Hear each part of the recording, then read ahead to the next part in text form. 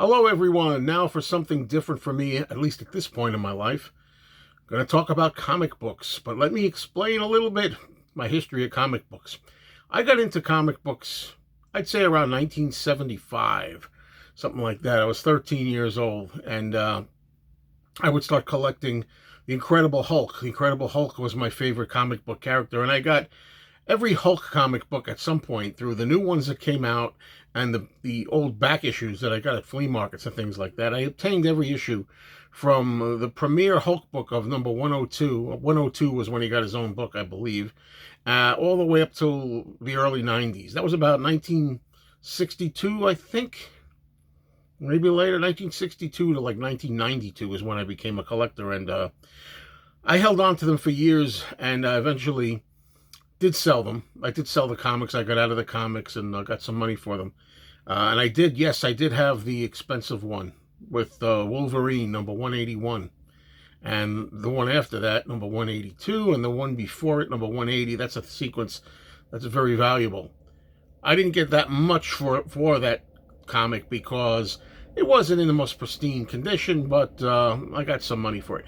Anyway, let's go now to in the 70s, I don't know if it was Tuesday or Thursday, I seem to want to say Thursday, there would be new comics coming out.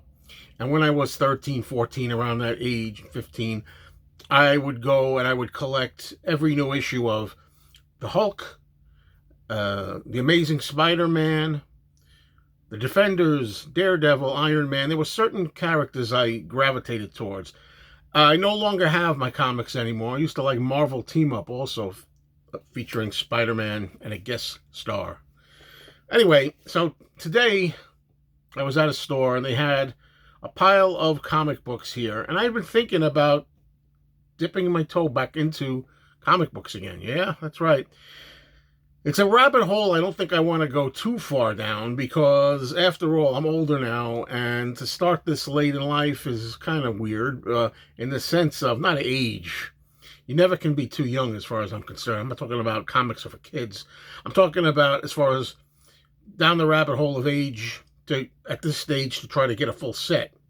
And I may never get a full set. Now that I've talked a lot, let me show you what I got here. They're mostly Spider-Man comics. None of these are in pristine condition. These were very cheap because they're not in pristine condition. Here we have Iron Man, the Invincible Iron Man, number 61. And I should also mention that this is the vintage I want to collect. The 60s and 70s, maybe into the 80s, early 80s or so, but basically the 60s and 70s, that's my time really growing up and the ones that I really want. There's one Iron Man in this batch. I'm going to try to focus, if I'm going to buy more, I'm going to focus on Iron Man. I'm going to focus on Spider-Man. I'm going to focus maybe on Daredevil, maybe the Hulk again. But the idea of buying all the Hulk comic books is quite a task, again, since I had them all once upon a time. Giant size superheroes, but this one features Spider-Man. This is number one. Number one giant size superheroes. And as I say, these are all, I think they call these rags. They're not in great shape. Luckily for me, as we look at Amazing Spider-Man number 64 with the Vulture, I am not really worried about condition. I mean, the nicer, the cleaner, the more minty, the better, but I realize how expensive these things can be. So these were not expensive because they're not in great shape, but they're good enough for me, and I think I'm going to get these in this kind of shape if I can find them. Here's number 86 of the Amazing Spider-Man. Some of them are just really cool just for the covers. I used to read these all the time. Okay, here's one that's kind of raggy condition. Amazing Spider-Man number 102 with the lizard. I could see. I remember some of the characters. I'm a Marvel person. Make mine Marvel. Okay? I am not a DC fan. I like the characters of Batman and Superman from the movies and things, but comic book-wise, the books, I've always been Marvel. Never DC in the books. Now, here's one. I know I had this one. Too bad this one isn't in great shape, but you can see like the way the pages are. They're yellow, not white, in a lot of these. They're not in great shape. The staples here are on the sides, you see. Instead of on the corner, it's flat over here. But anyway, there's Luke Cage, Hero for Hire. I always like Power Man, Luke Cage. And as I say, not great shape, but that's okay. If I'm going to collect some of these, if not all of them, I want them to be affordable. Here's number 125 of The Amazing Spider-Man. And he says on here, Spider-Man, the girl says, Spider-Man, stay back. You can't save me. And he says, no, I won't let you die. Not like Gwen. Not like Gwen. You know, because people who don't know, Gwen Stacy was somebody that died on Spider-Man due to a problem with him. And they had the Gwen Stacy comic at this place. It was a lot of money. That's one of the hot books. Some of these books are very hard to find, and they're very expensive if you do find them. Number 126 of The Amazing Spider-Man. Who is this? Kangaroo. That's almost as silly as DC.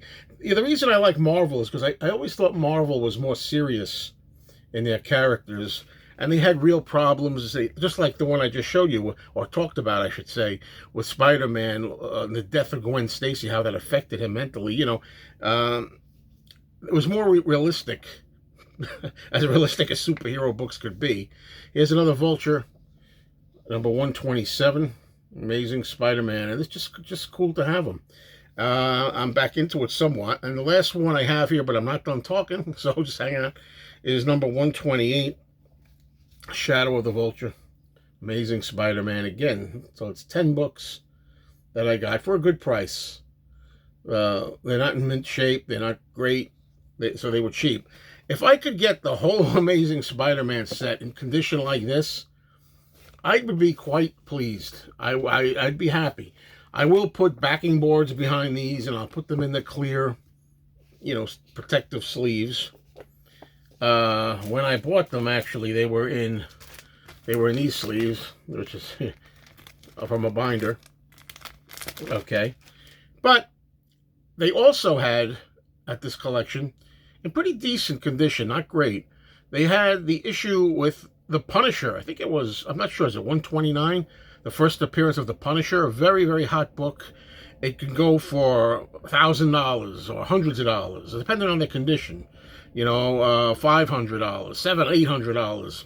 Those kind of comic books, unless I hit the lottery, I will never get, and I will never spend.